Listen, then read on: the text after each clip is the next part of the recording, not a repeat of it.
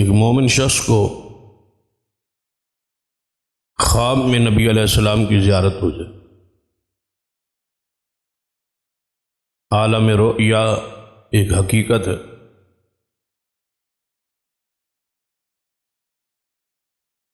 اس کا آئے روز ہم مشاہدہ کریں۔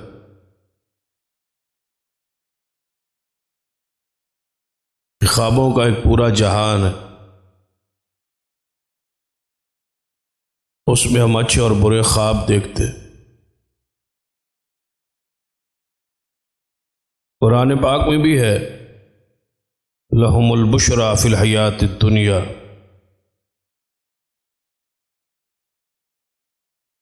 اللہ تعالیٰ اپنے دوستوں کو دنیا کے اندر ہی بشارت دیتا ہے۔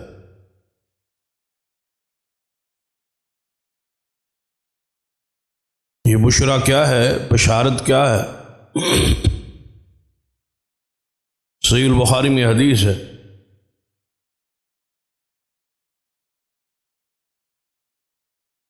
آپ نے فرمایا کہ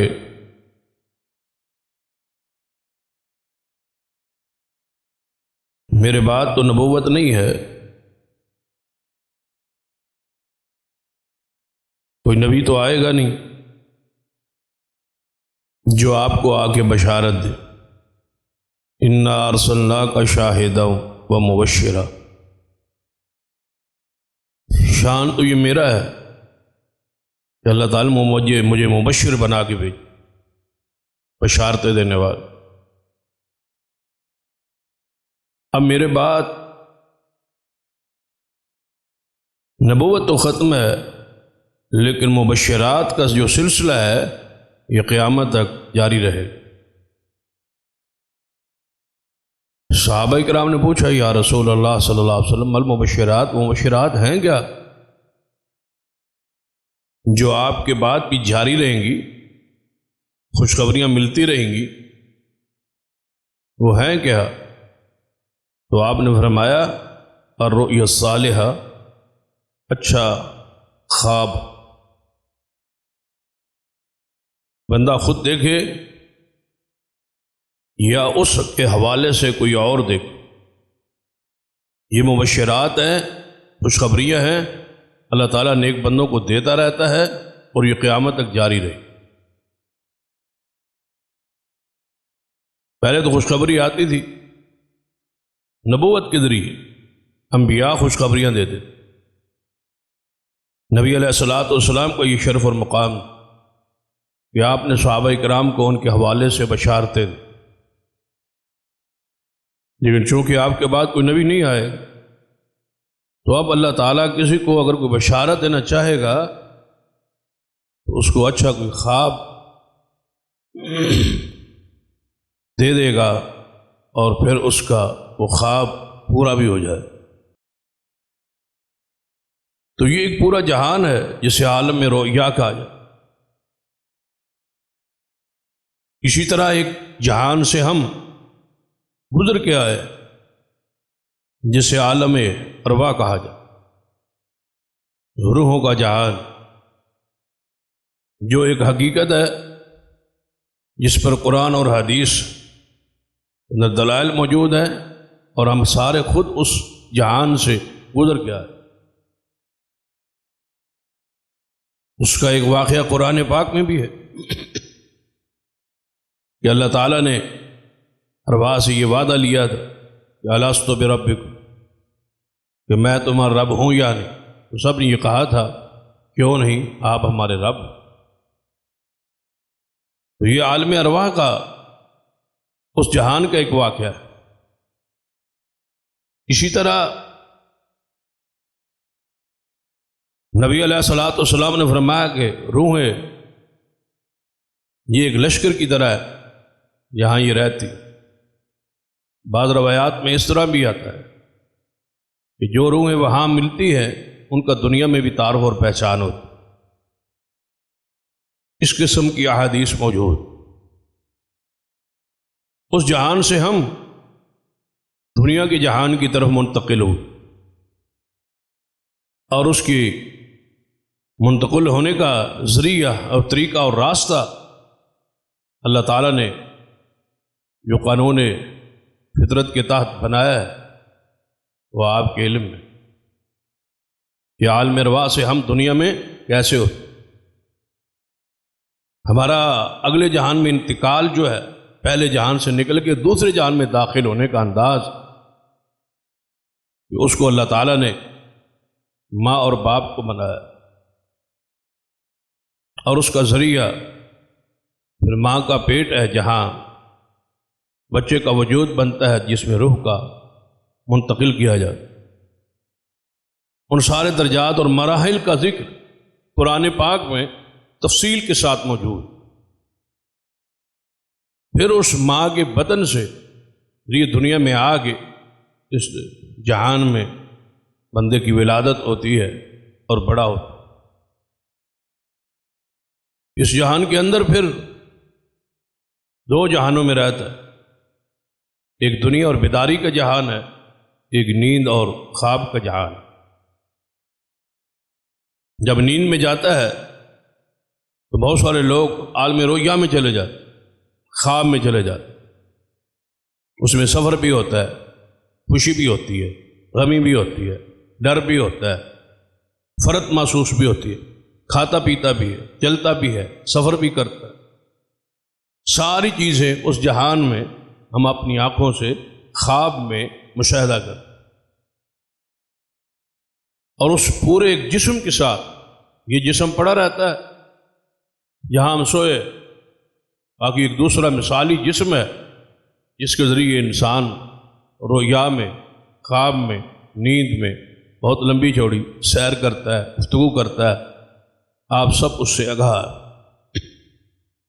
جو ہی جاگتا ہے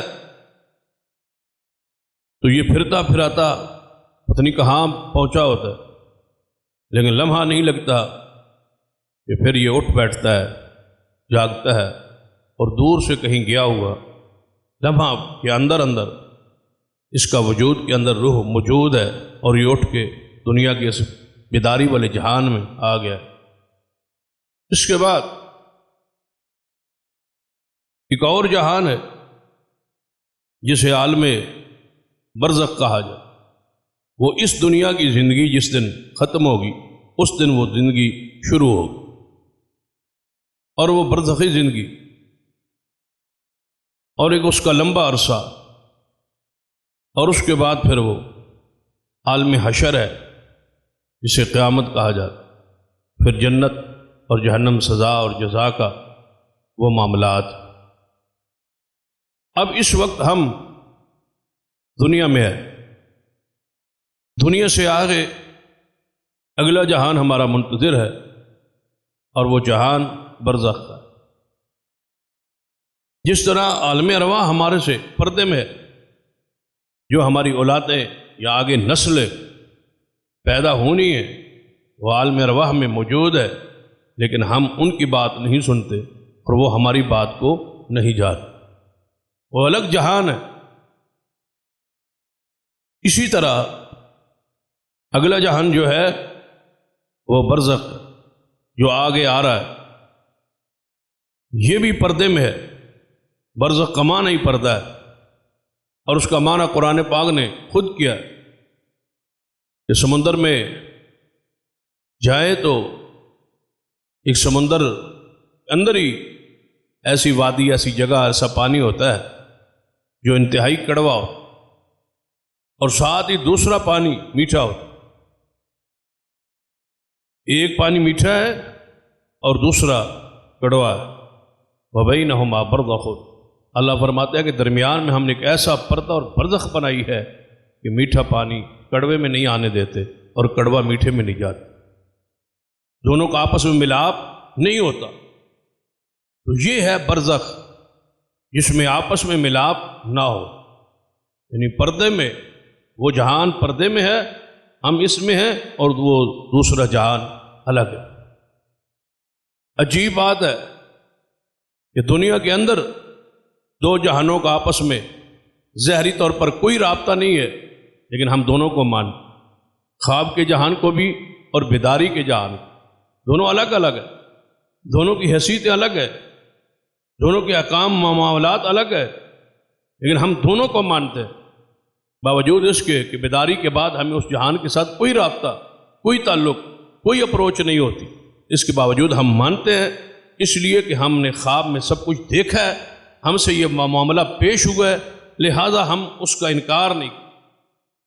لیکن برزخ کے معاملات میں بہت ساری دنیا ایسی ہے جو انکاری، عذاب کی انکاری، قبر کے اندر اٹھنے کی انکاری، حساب کتاب کی انکاری، اس پر ہم عقل چلاتے، ایمان نہیں رکھتے، عقل چلاتے۔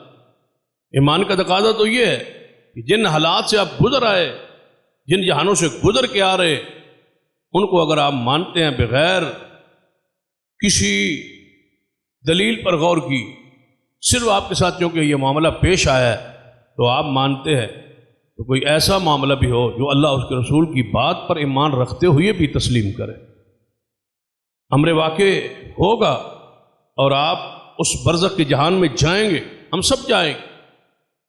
جب جانا ہے اور یقینی جانا ہے تو اللہ اس کے رسول جو کچھ فرمائے وہ حق اور سچ۔ برزخ کا جو معاملہ ہے یہ ایک نئی زندگی ہے، جو دنیاوی زندگی کے ساتھ ختم ہو تو وہ زندگی شروع ہوتی۔ دنیا کی زندگی کا آخری دن ہوتا ہے تو برزخ کی زندگی کا وہ پہلا دن، اس میں سارے لوگ زندہ ہوتے ہیں۔ دنیا کے اندر جب روح اور جسم الگ ہوتا ہے تو اسے موت کہا جاتا ہے۔ آگے جو زندگی ہے بندہ سوچتا ہے کہ بھلا اس کے بغیر کیسے بندہ زندہ رہ سکتا؟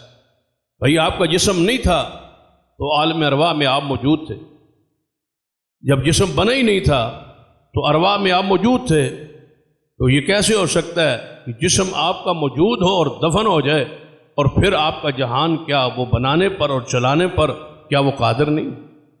اس کے لیے کون سا مشکل ہے؟ اگر ہمارا اختیار ہے تو پھر تو واقعی مشکل ہے، اور اللہ کا معاملہ ہے تو وہ ان اللہ علی کل شیء قدیر ہے، اس پر ایمان رکھ۔ وہ جہان برزخ کا جو ہے وہ ضرور آئے۔